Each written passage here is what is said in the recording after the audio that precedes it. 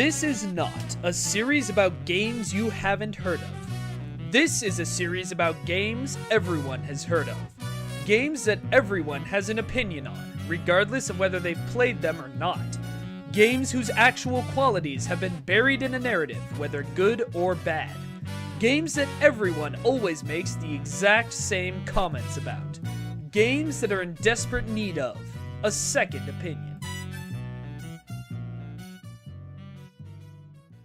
Hi everybody, Dr. I Coleman here with a PhD in Willem Dafoe movie pitches. My crappy camera is being even more broken than usual, so I guess I'll just have to do the intro like this. Last week, I put out a call for more positive requests, and I got something I honestly wasn't expecting. YouTube user Zen Warrior the Real, who previously inspired our Symphony of the Night episode, suggested that we do a video on the Wii U and why it's a much better console than most people give it credit for. And even though it's a little out of our wheelhouse, I love the idea, so here it is, giving Nintendo's quote-unquote failure of a console a topical second opinion. Doom and gloom, doom and gloom. Seems like that's all we've been hearing about for the past 4 years whenever anyone brings up Nintendo. The Wii U was a failure. Will Nintendo leave the console market forever? Is this the end? Well, no, of course not. It wasn't even a failure, really. Sure, it didn't do as well as the Wii. Nothing did as well as the Wii financially. And it couldn't compete with the other consoles in its generation, but this is Nintendo we're talking about here. Nintendo has never tried to compete with its contemporaries. And what a lot of people here in the West talking about how badly the console failed forgot was that it actually did much better in Japan, the market Nintendo actually cares about. No, it still wasn't earth-shatteringly successful, but it certainly made enough to justify its own existence. And it certainly doesn't deserve to be remembered as a failure. A marketing failure, certainly. I still know people who think that Wii U was the name of the tablet, some kind of ancillary controller for the actual Wii console. Nintendo is bad at names. I think the new Nintendo 3DS taught us that. But as a console?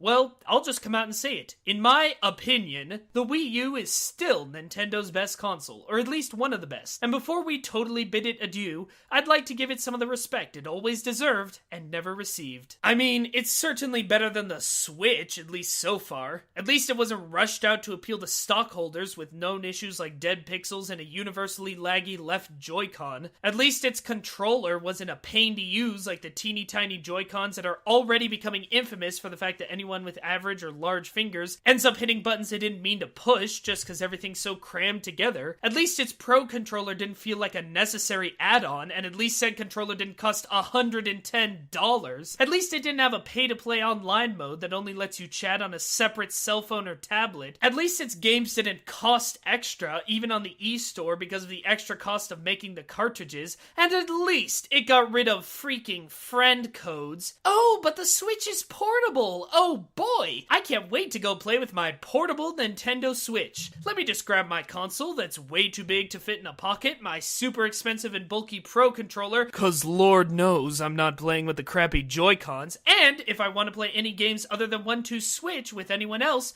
duplicates of both. Now I'm all set for 2 hours of fun before the pitiful battery dies. That is, so long as the game I want to play is actually available in portable mode, because it's not guaranteed they're all going to be. Of course, as lousy as portable mode is, you're still going to end up using it because games like Breath of the Wild have terrible frame rate issues when you're playing in docked mode. So essentially all portable mode is Nintendo forcing you to play games on a smaller screen. Sorry. Positive video. Positivity. Breathe in. Breathe out.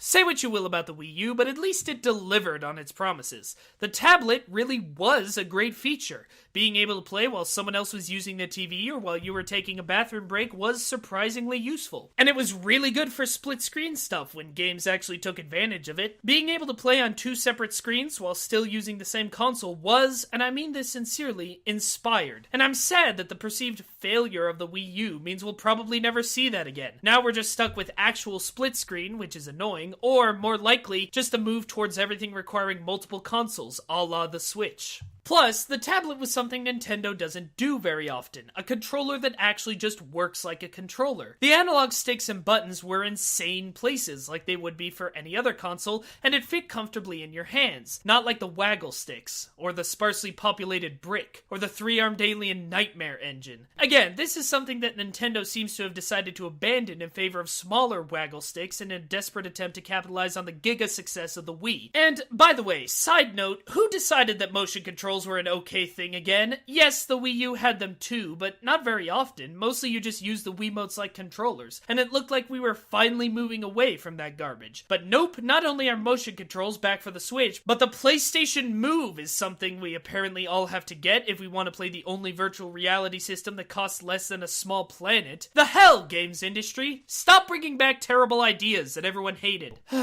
It's hard not to compare the two when it's all the rest of the internet is doing, but I swear this isn't a video about the Switch. Let me tell you what I really liked about the Wii U. It was the perfect balance of Nintendo innovation and mainstream console ideology. The tablet was a perfect example of that. Innovative, different, exciting, but without abandoning the fact that there's pretty much only one way to make a controller that actually works with human fingers. But it extended beyond that. Even though I said that Nintendo doesn't try to compete with other console manufacturers, the Wii U kinda did. With a focus on graphical and technical fidelity that is very rare in Nintendo hardware. Sure, the PS4 and the Xbox One were both technically better, but the Wii U was able to hold its own in terms of looking good, much better than the squishy blobs making up every Wii game. And as the Wii proved, graphics don't really matter to most gamers. The Wii U was as graphically complex as any console in the last generation needed to be, without the bells and whistles that nobody but the most obsessive hardcore fans notice anyway, a moot point since those obsessive graphics fans are all on PCs. The vast majority of its library even ran in 60 frames per second, something that the PS4 is still trying to convince us isn't important. It totally is, by the way. The Wii U, as I said, was a balancing act. Its online system was actually good, free, and didn't require you to type in a 700-digit code to interact with other people online, but it also had the Miiverse, a brilliant social media-like app that inspired an incredible amount of surreal and often beautiful artwork. The sort of weird, creativity-inspiring idea you wouldn't see anywhere else, and won't see ever again, apparently. And if you didn't like the Miiverse, great! You never had to use it. And if a console's only as good as its games, well, as many other people have already pointed out, the Wii U's lack of mainstream popularity meant that the studios developing games for it, mostly Nintendo themselves, decided to focus less on making games that had widespread appeal and more on games that made a small group of people very happy. Cult classics, stuff that appealed to Nintendo's core fan base, etc. So we got things like Hyrule Warriors, the best Dynasty Warriors game ever made.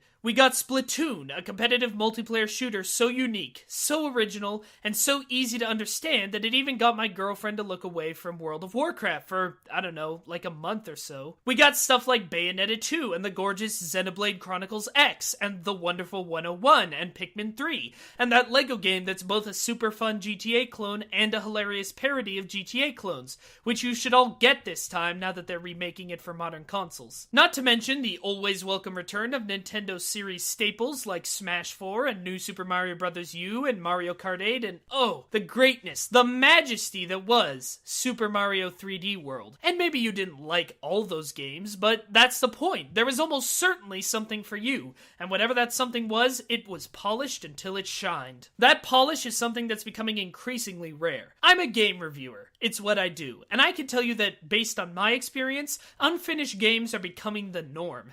Technical issues, frame rate problems, heck, Final Fantasy XV is even going to have patches that will drastically change the story. And all this is before games get cut up and sold piecemeal in DLC, season passes, pre-order bonuses, et al.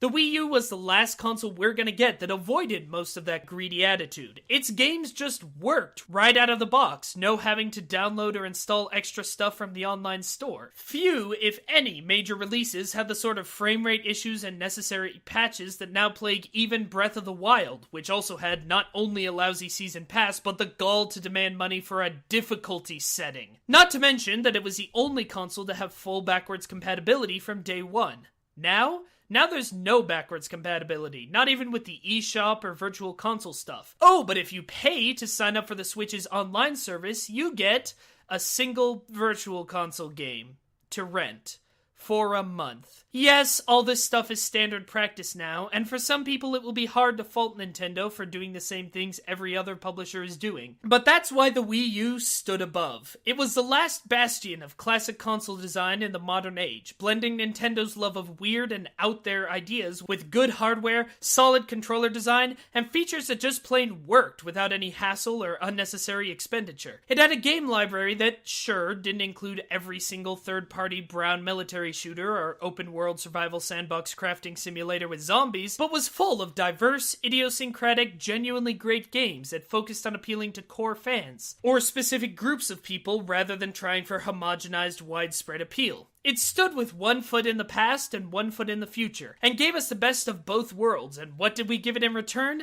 A million think pieces about how Nintendo was going to become a mobile developer. And if there's one thing we've learned in the past year, it's that Nintendo should not become a mobile developer. And yes, of course I'm getting a Switch. We're all getting a Switch, because for all its problems, it's the only way we'll be able to play the new Smash Brothers or Mario or whatever your favorite Nintendo franchise is. But that doesn't mean I have to like it. I, for one, will always miss the Wii U, the best console Nintendo ever produced. And that's my professional opinion.